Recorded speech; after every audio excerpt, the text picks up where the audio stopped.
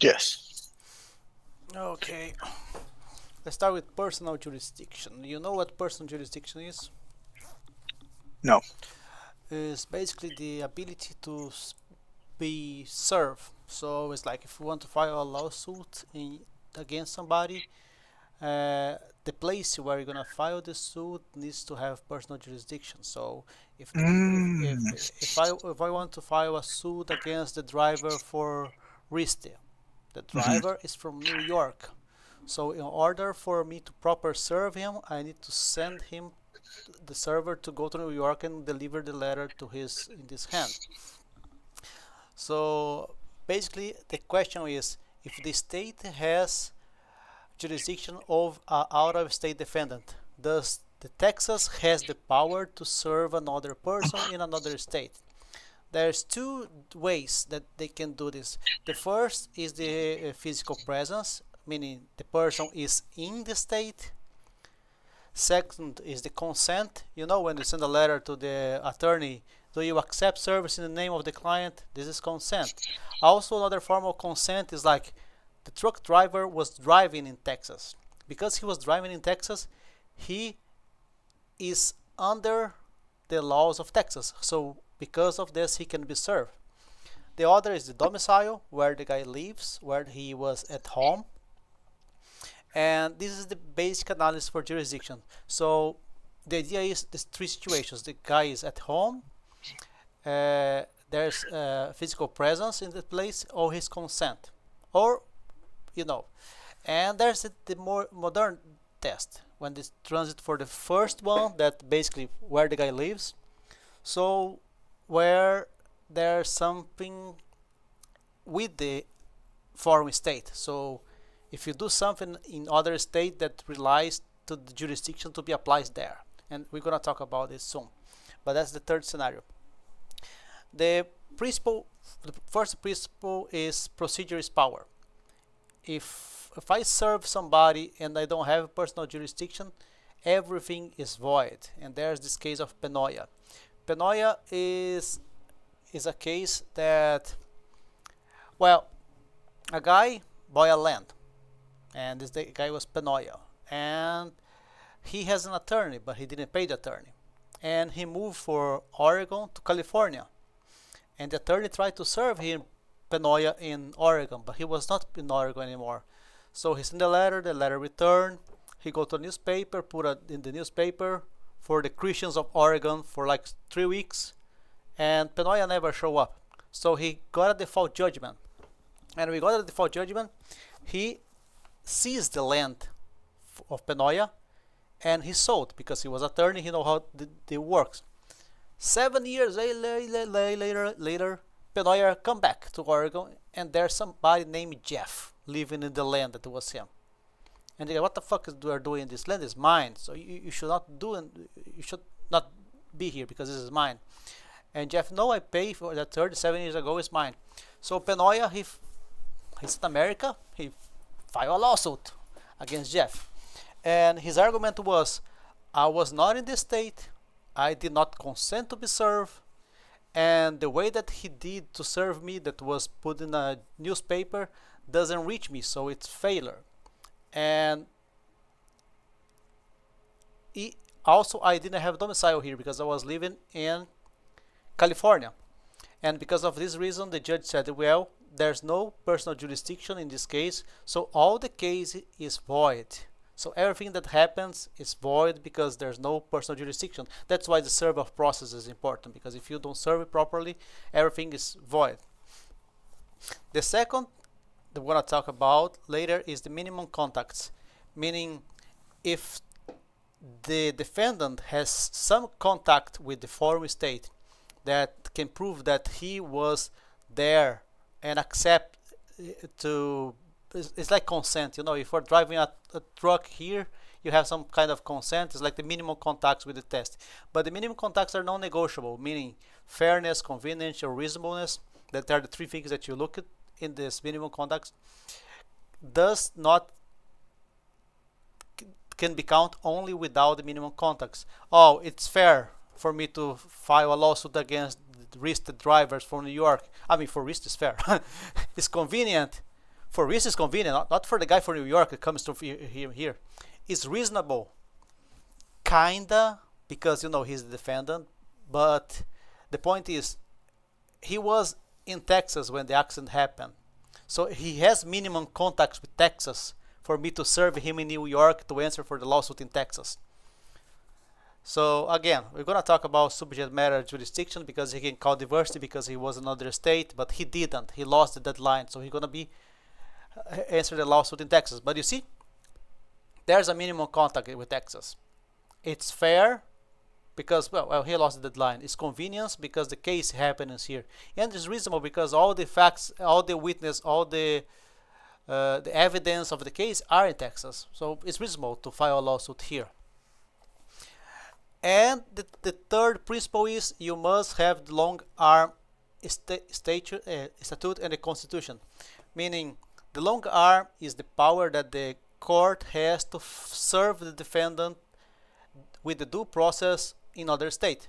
So in Texas we have the long arm statute that allows the district court to send a letter to citation to people in other state because the Article 14 of the Constitution allows this kind of service interstate because it protects the interests of all the parties. So it's possible for a judge from Texas serve somebody from other state if he respects the Constitution and the long arm statute. The long arm statute is like that. It's like a long arm who gonna get the guy for New York and bring here. So it's like the hands of the judge. And normally there's two ways. Or they're gonna be by the Constitution. There's just a copy of the Constitution, and the other, the long arm, is like if they do this and that and that and that. Every state is different, but normally it's only two cases. It's a copy of the Constitution that says it can be served out of the state if he was available, and the other is only if he do some kind of thing. Some states are different. Again, Penoia, the traditional basis for general jurisdiction is domicile, consent, service with the state, and volunteer appearance. Domicile is where the guy lives with intention to live. If you go to Oklahoma and you spend 6 months there, but you come back, you don't intend to live there. You don't have domicile. Your domicile is still in Texas. But if you buy a house there, buy a car, open a bank account, you have other evidence that you intend to be there, so you have domicile. Consent is, again, if I send you an email, look, you're gonna file a suit against, do you want me to send somebody to serve you, or you consent to receive by mail, by letter, etc. If the guy consents, you don't need to spend money. But if you send a letter, request consent, and he denies the consent, you can charge the defendant the case cost for the server. So you see? So we can send a letter to the defendant. Look, do you accept receive service by mail? Simple letter. If you accept, you have 60 days to answer the lawsuit. But if you don't accept, I'm gonna get a server. I'm gonna send somebody knock your door, and this $300 that I spend, you need to pay me back. So we don't do this in the firm because we just go because this insurer is gonna pay in the end. But it's a possibility. Consent to be served. Service within the state. Let's say again, Penoia was in California, but let's say he come back to Oregon, spend one night in a hotel, and the process server goes there and serve him. Well, he was inside the state, so it's valid. They call it tag jurisdiction because it carries you while you were there and his home was there. And voluntary appearance, when you serve a lawsuit against the father and the son just show up, I was the driver. It's just voluntary, because in the end they don't want a person just answer for everything alone. So this is the traditional basis to general jurisdiction. Okay, the modern means is essential at home. This is more for corporations and companies itself. If they are in a place that they are essential at home, meaning they have headquarters, they have employees, they have assets in that place, they do marketing, they prove that that state is like they are living here. Because like I have a company in Delaware, but Delaware is not for me at home. For me at home is Texas. So basically I can be sued in Delaware because my company is incorporated in Delaware, but I can be sued in Fort Worth, Texas because here is my central of operations.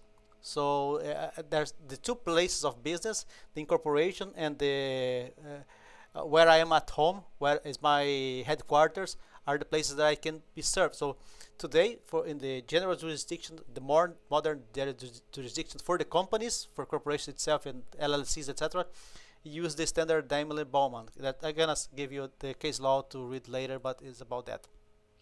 Again, as I said, the state of incorporation, like I said, Delaware or Wyoming, whatever, and the principal place of business, the PPOB. They call Hertz Nerve Center because there's a lawsuit against Hertz. That's the company who rent vehicles, and they were in a state, but they have a lot of other companies in other states, but was not the headquarters. The headquarters was like in New York. I don't remember now, but it was other states. So they were serving Texas, but it's not the headquarters. So they need to serve in the head. That's why the registered agent is so important, because you can't just serve the manager of the Hertz for the corner here. It's not gonna work. We need to serve the before the nerve system test. When you need to serve or the incorporation or the principal place of business, we have this continuous systematic business, meaning if a company is in a place for continued time in a systematic way, we can serve them there. But like I said, we can serve the Shell gas station in the corner here, but the Shell Corporation is in Omaha. We need to serve them there.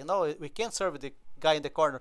But before, it worked. This was something that you can do. You can serve the place there. And there's exceptional cases like Perkins versus Bengay. This company, she was for Taiwan, but there's a war in Taiwan.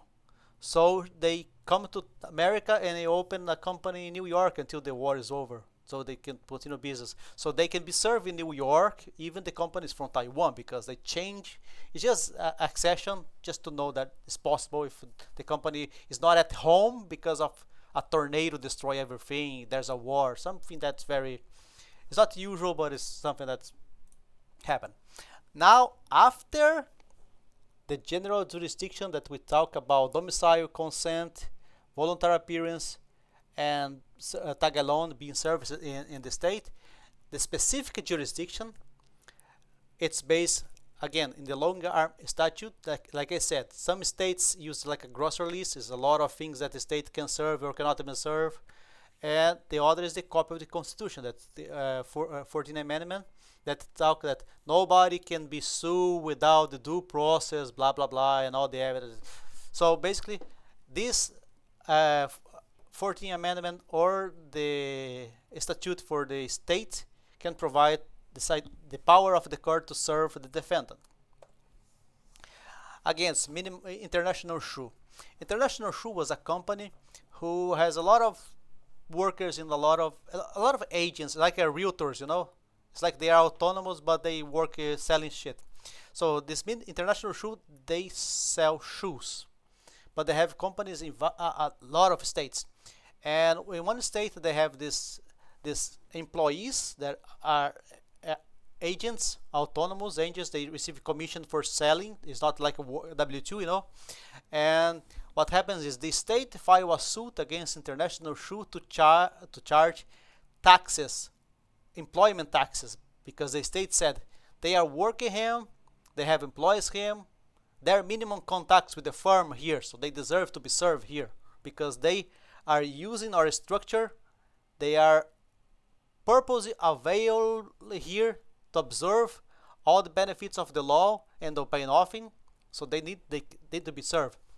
So basically on this, the International Shoe changed the law. Before it was just a general jurisdiction, presence, domicile, consent. Now the company or the person need to have some contact with the place so they can be served there. If there's a company like this truck company, they have a lot of trucking company driving everywhere, but if they are doing something in the state that prove that they have a minimum contact with the state, this physical presence, business, and the interaction that can create this it's not onus, what's the word in English, this obligation to the defendant to use the structure, they will be able to be served because of the contact that they provided with the state. Again, purposeful availment. I don't even know how to say that. It's like if they are using something that's uh, in their benefit, you know. We have this case for Walden versus Fiore. What happens was the guy was a gambler with $100,000 in cash, and he was stopped in Nevada in the airport because the police thought that he was stealing. And he's go back for his city, I don't know, state, Wyoming, and he filed a lawsuit in Wyoming. But the point is, the what happens, the forum was in Nevada, was not in Wyoming. Doesn't matter where the plaintiff lives, matters where the things happen and the contact with the defendant, because you are hunting the guy. He's not begging for him to come, so we need to go after that. So the event is like the accident happens in New Mexico, but the guy lives in Fort Worth. I cannot file a lawsuit in Fort Worth because the event was there. So the purpose of availment means if the defendant take a benefit for the place where happens the transaction or occurrence, that's the place that needs to be served. That's the place where the lawsuit will happen. Contracts. The fact that your contract has... Yes, sir? So is that what Mr. Hyde was talking about? I remember he was saying that there was a defendant in another state, and so that's why the case had to be removed to federal court. Yes, but this is for subject matter jurisdiction. It's another chapter. This is just general. This is just before. Okay. Because you need to be methodical, you know, every step. That's the problem with the class, you know. I know the answer, but I can't go the answer direct. I need to all these steps before I reach that answer. But basically, yes, if you have people for different states and we have diversity, that's what they call. We need to go to federal court so they don't have like. If I file a lawsuit in Texas, the judge will like the Texan more than the New Yorker, obviously for for reasons that everybody knows. But to avoid this kind of prejudice against the New Yorker, then we file a lawsuit in the federal court instead of the state. That's the reason why. Okay. Thank you. Burger King. So this Rodwicks, who was an accountant, and he wants to buy a franchise for Burger King. And he was living, I don't know, Ohio. But the point is, Burger King was in Florida. So they go to Florida, sign the contract, $1 million contract for 10 years. He visited the installation, he talked with the guys, he made evidence, and the fact is, the contract has a clause that said all the lawsuits for this case will be filed in Florida. And he filed in Ohio because fuck them, you know. And in the decision, this Burger King versus Woodsvix, the judge said, look, it's not enough. That's the forum clause in the contract points Florida as the place to have a lawsuit, because we need to see all the situation, all the circumstances, because it's easy for you put that it's gonna happen in Florida but the accident happens in Ohio. It's not related, you know. You can't bring the thing. But the point is, Rudzovics went to Florida, he was there, he talked with the guy, he signed the contract there, and he returned to Ohio. So everything happens in Florida. So only the forum clause in the contract that says Florida is not enough, but all the events that reach out to negotiations to be in Florida, because the negotiation was there, the consequences of breaking the contract was there, and how they're gonna do if any event happens because of the forum clause. So everything happens because Rodriguez went to Florida, so they can't file a lawsuit in Ohio because that's where the things were born. Like I said, the choice of law is an evidence of availment, but it's not the forum selection clause, because the fact that there's a choice of law, we're gonna use Florida law in the event of breaking the law, doesn't matter for the forum selection clause, because it is related to all the information that arises for the contract. And there's a difference between the active purchaser and the passive purchaser. When you do an order in your Amazon account, you are passive purchaser. Just click and you receive. You buy something for a guy for Oklahoma. Do you think you're gonna file a lawsuit in Oklahoma? No, you are passive. But if you go to Oklahoma, you see the factory and come back and buyer, you as active purchaser, so you are available. You are taking benefit of the behavior. So that's why the difference is important. Intentional torts. This effect test only applies in this situation. This situation is about actress from California. She was an alcoholic, and there's a newspaper in Florida that said she was an alcoholic, and this newspaper was published there and destroy her image, and she have mental anguish and etc. And she filed a lawsuit in California, but people said, "But we are from Florida." Yeah, but you intentionally try to fuck the girl from California in her city. Your intention is like a minimum contact. Your intention put you there. You don't need to be there. But when you are actively chasing people in other states, well, you're gonna ripe what you sow. I think sow what you ripe. Yeah, kind of like that. So the FX test is only for intentional course. And we have the stream of commerce. What means when you are buying something online, you buy something for Amazon deliver to your house. There's no stream of commerce. But when you buy something for a state, that's different, and like a car for New York, and the car is sent to Ohio, and Ohio deliver in Florida. There's a stream on where the commerce goes. So,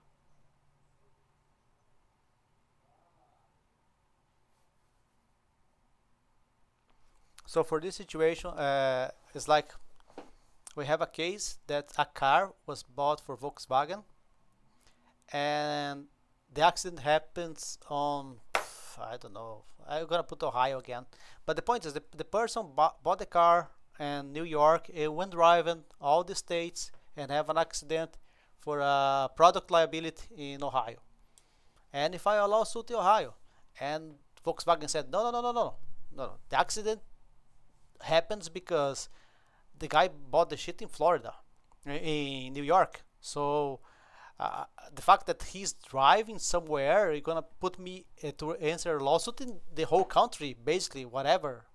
And I cannot be liable to every state if I have no connection with them. So the foreseeability is not about the injury, but about being sued in the state. Again, the minimum contacts. If I have done nothing to be in the stream of commerce, meaning if in the state where the accident happened, there's no dealers, there's no repair shopping for my type of cars, there's no structure, there's no marketing, I cannot be sued there. But if I advertise, I have dealers, I have repair vehicles, I have repair shops, I have workers there, then I'm again availment, taking benefit for the structure, so I can be sued there. So the foreseeability of stream of commerce derives from being sued in the state when you are available to there. Before, John McIntyre, as another case, requires an additional targeting forum. Again, if you have making advertising in the state in the beginning, one of the judges, the minority, he understands that only the fact that you are make advertising is enough for you to serve a sue in the state. The other judge in the other case in Asahi, he said that awareness of the product ending in the forum is not enough, because can be anywhere. You need something more. You need, again, the marketing, the dealers, etc. So to be served in the state, we need to have not only be there, but the reason why you are there is because you made efforts to be there. You have evidence that the place you were at. Another kind of specific jurisdiction is arise out or related to, about Ford. So this accident happens in Montana, and what happens is, because of the failure of the car was in that state, and that state has dealerships and repair shops for that company, then the company can be served in that place. See, that's different for the first one, for the stream of commerce. This is only related to the Ford motor have some kind of structure in the place what happened. So if they can fix the car there, they can be sued there. You know, it's like it's not because they buy a car somewhere else and go driving there. No, it's just where the accident happens. There's a structure to. It's not going to be a burden to the defender with answer to the lawsuit there because they have a bunch of people there. You see. So needs to be fair play and substantial notion of justice. That's the reasonable factors. The defendant has a burden to make a compelling case that jurisdiction will be unconstitutional. Again, the defendant needs to say, look, I cannot be served in this state because my state is Ohio. I need to be served there so I can defend myself. But if the defendant has a lot of workers, has a headquarters, has dealers, has advertising, it's not a burden for you. You are here. You are here. It's not a burden. You need to really prove that's unreasonable for you to be served here. If you cannot prove, you are out. So basically, there's 5 factors that can be count for this reasonableness. First is burden of the defendant, meaning the place that he's being served, it's too heavy. He needs to hire an attorney in another state. He needs to go to another state, go to hotels and stuff. It's bad for him. The state has interest in the case, meaning if an accident happens in Texas, Texas has interest in defending the Texans. There's interest from the state. Is the plaintiff interested to obtain relief in the state? Of course, because he lives here, is his interest as well. There's interest in the interstate judicial system, means is efficiency in evidence scenario, means all the pieces of the car are in Texas or in Ohio. All the things are here, so why not be reasonable be here? And share interest, meaning the balancing between states.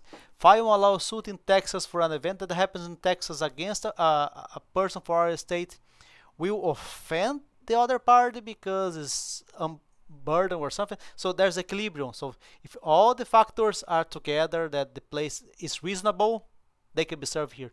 In our cases, most of them are because the accident happened here, the injury was here, the car was here, the trucks was here. Everything is very relatable.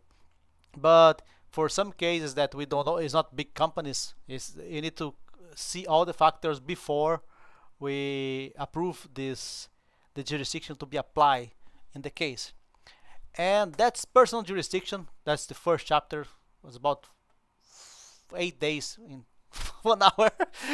but yeah, this is just basically the first event, and I'm gonna prepare the second. I think I have another 2 or 3 ready, but this is the first. Then we go to pleadings, service of process.